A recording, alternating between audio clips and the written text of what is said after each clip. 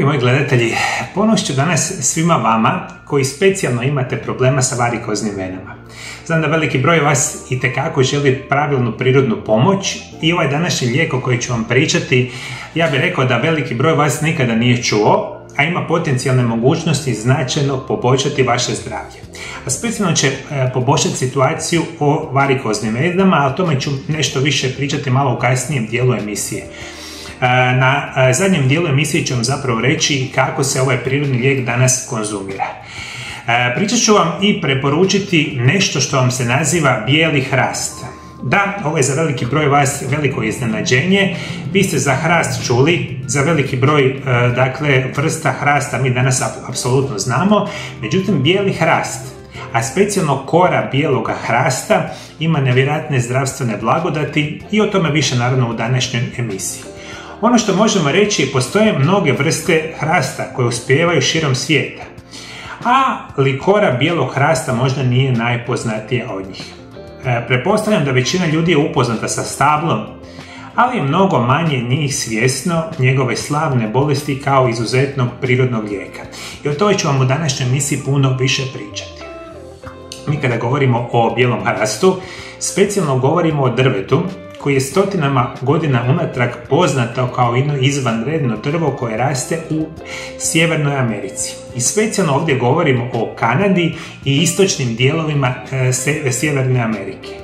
Možemo itekako reći kora bijelog hrasta ili Quercus alba već se stoljećima koristi kao biljni lijek. Kao što je slučaj sa mnogim prirodnim lijekovima, sve je veći znanstveni interes za sposobnosti kore bijeloga hrasta za liječenje raznih bolesti. Bijeli hrast je poznat prizor ljudima u istočnim dijelovima Sjeverne Amerike. To je izuzetno impresivno drvo, kako u smislu impozantnog izgleda, tako i dugovječnosti. I ono što mi danas znamo što je jako interesantno reći. Ovo drvo ima nevjerojatan dugi vijek trajanja ili života. Mi danas čak poznajemo primjerke bijeloga hrasta koji je čak 450 godina staro i još uvijek naravno živi. Drvo je jako visoko, ima jako velika korijenja i rekao sam vam specijalno ova kora ima nevjerojatne zdravstvene blagodati. A što kori ovo daje blagodati koje mogu značajno pomoći? Prije svega možemo reći da kora bijelog hrasta sadrži vitamin B12, željezo i kalij. Također ima sadržaj tanina, negdje između 15 i 20%. Vjeruje se da su ti tanini i hranjive tvari odgovorni za zdravstvene prednosti same kore. I ono što mi danas moramo apsolutno reći, ovo je interesantno. Većina ljudi, specijalno u Europi, a kasnije diljem svijeta, možemo reći da su prvi, ajmo reći, primjeri nekakvih zdravstvenih blagodati ljudi znali u onim domorodačkim narodima Sjeverne Amerike. Specijalno onim indijanskim narodima koji su tamo živjeli stoljećima i koristili su upravo ovu koru bijeloga hrasta za nevjerojatne zdravstvene blagodati. Možemo reći da su ga koristili domorodački Amerikanci kao sredstvo, kao antiseptičke, addistrigene i protuupalne svrhe. Prije nego što su doseljenici u Sjevernu Ameriku došli i naučili ga koristiti. Rani doseljenici koristili su koru za liječenje brojnih bolesti i pomoć u zacjeljivanje rana i kožnih problema. Iako se kora smatra najkorisnijim dijelom stabla, žir se također koristi za izradu toplog napitka koji bi mogao pomoći u kontroli problema sa samim crijevima.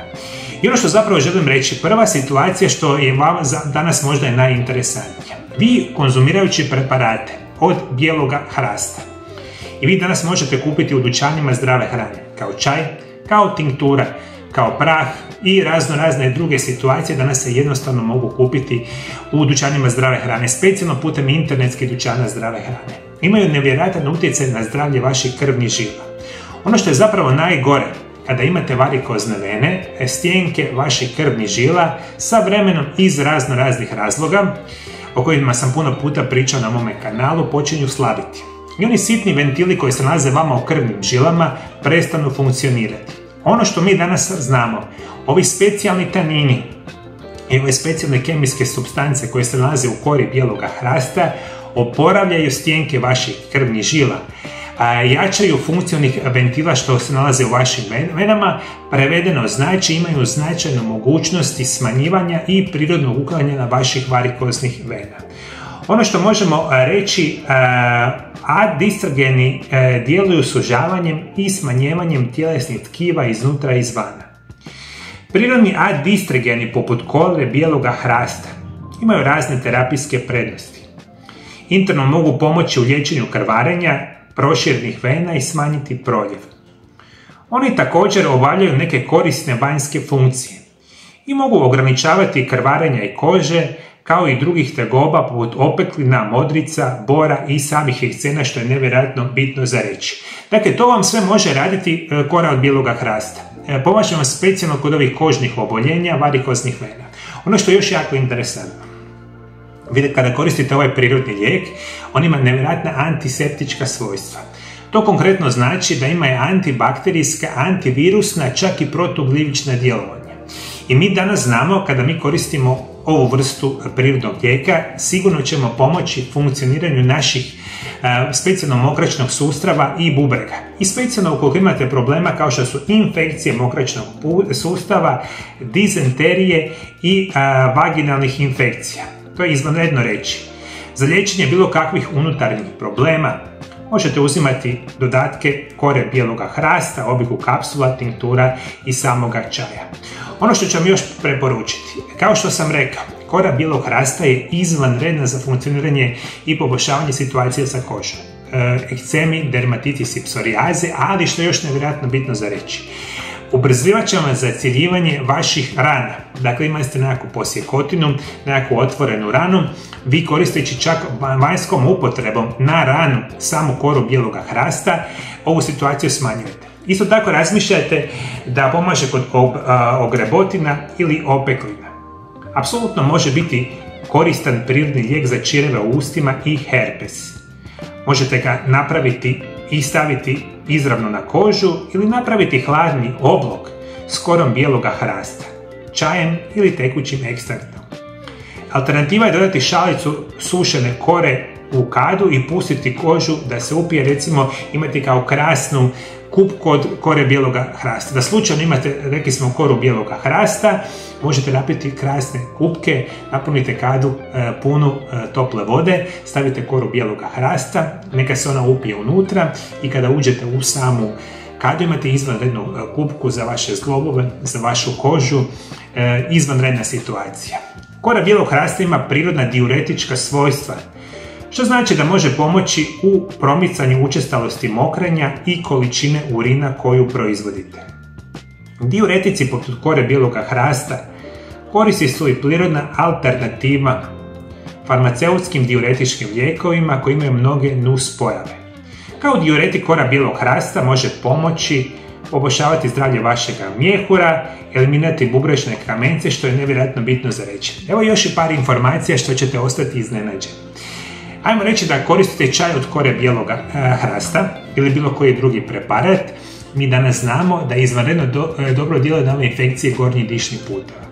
Smanjivanje problema sa kašljem, probleme sa sinusima, prehlade, viroze, gripe, sve se počinje lijepo, krasno smanjivati koristeći koru bijeloga hrasta. Vjerojatno za to nikada niste čuli. Još jedna interesantna situacija. Vi čak imate opciju da napravite, recimo, čaj od kore bijeloga hrasta i ukoliko imate problema sa oralnom šupljinom, imate bilo kakve probleme sa zubima ili slične tegobe, vi recimo možete ispirati usta sa čajem od kore od bijeloga hrasta i imate snažna antiseptička svojstva. I ono pomaže u prevenciji i liječenju oralnih infekcija, čak oralnih rana i slično. To je izvanredno bitno za reći. I šta mi danas zapravo želimo reći? Možda današnja najbitnija informacija je da možete, ukoliko još niste uspjeli riješiti probleme sa vašim varikoznim venama, kupiti u nekom dućanu zdrave hrane i opet vam navodim. Sve ove izvanredno zdrave prirodne lijekove morate uvijek tražiti da ih kupite od kvalitetnih proizvođača. jer veliki broj lijekova koji vi danas uzimate i prirodnih lijekova vam neće vam biti od koristi, jer su napravljeni od jako loših sastojaka i od, ajmo tako reći, tvrtki koji nemaju nekakav renomirani utjecaj. Morate se jako dobro potruditi da saznate koji je kvalitetan prirodni lijek, tako i kora bijeloga hrasta. I kada to kupite, čaj, kapsulu, tinkturu, onda vi možete koristiti za vaše varikozne vene i za bilo koji problem ovoga tipa. Obliku kapsula preporučena dnevna doza je oko 1 gram, po mogućnosti uzeti sa samom hranom. Kao tekući ekstrakt, raspon doziranja je obično od 30 do 60 kapi razrijeđenih vodom, kao se uzima 2 ili 3 puta na dan. Kora bijelog hrasta može se primijeniti lokalno kako bi se pomoglo kod stanja kože i manjih rana. Kada se nanosi na kožu, može pomoći zaustaviti krvarenje dok stvara antiseptički sloj koji štiti ranu, recimo čak i izvanredan prirodni lijek za hemoroide, nevjerojatna situacija. Međutim, za današnju informaciju za sve vas, još jedna krasna informacija, prirodno liječenje varikoznih vena može ići sa koroma bijeloga hrasta. A svi moji dragi gledatelji, ukoliko želite redovito dobivati informacije o najboljim prirodnim lijekovima i želite značajno poboljšati vaše zdravlje, naravno pretplatite se na moj kanal pa ćete svaki dan dobivati ovakve i slične informacije. I naravno prije nego što odete, moji dragi gledatelji, postoji još izvanrednih prirodnih lijekova koji mogu vama pomoći kod varikoznih vena. O njima sam puno puta pričao. Ukoliko želite saznati koji je još jedan prirodni lijek, pogledajte ovaj video zapis pored mene. Hvala najljepše što me pratite me i dalje do druge emisije. Lijep i ugodan pozdrav.